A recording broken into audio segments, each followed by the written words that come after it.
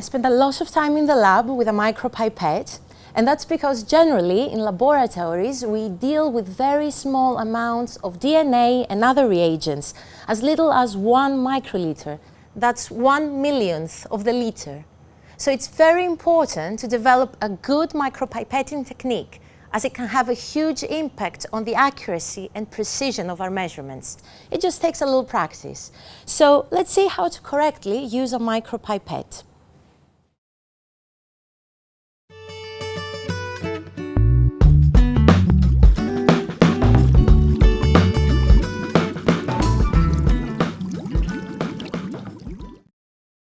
Now, micropipettes come in different sizes, and each has a specific range as well, as we're going to see. Now, the most common ones are the P10, the P20, the P200, and the P1000. To set the volume you want to draw up at the specific range of your micropipette, you need to turn the plunger and then to adjust the wheel if available. Remember, 0.20 on a P10 and P20 means 2 microliters. 0.20 on a P200 means 20 microliters, and 0.20 on the P1000 means 200 microliters. So once you've selected your volume, you have to set up a tip in order to draw up your sample. Now, tips come in autoclaved boxes and are usually color-coded.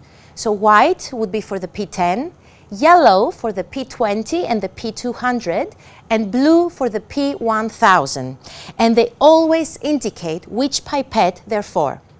Now, to take up a sample, always press and hold at the first stop. Once the tip is in the liquid, make sure it stays in and always under the surface of the solution. Then slowly release the plunger in order to draw up your liquid. Pause for a second to make sure you don't take any air bubbles in, and then remove the tip. Now, to dispose your sample, slowly depress to the second stop into the tube.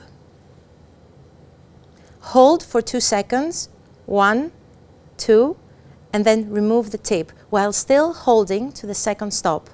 Then release your thumb pressure.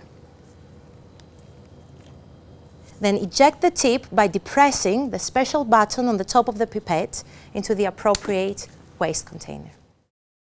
Always choose the appropriate size pipette and adjust the volume within the range of the micropipette.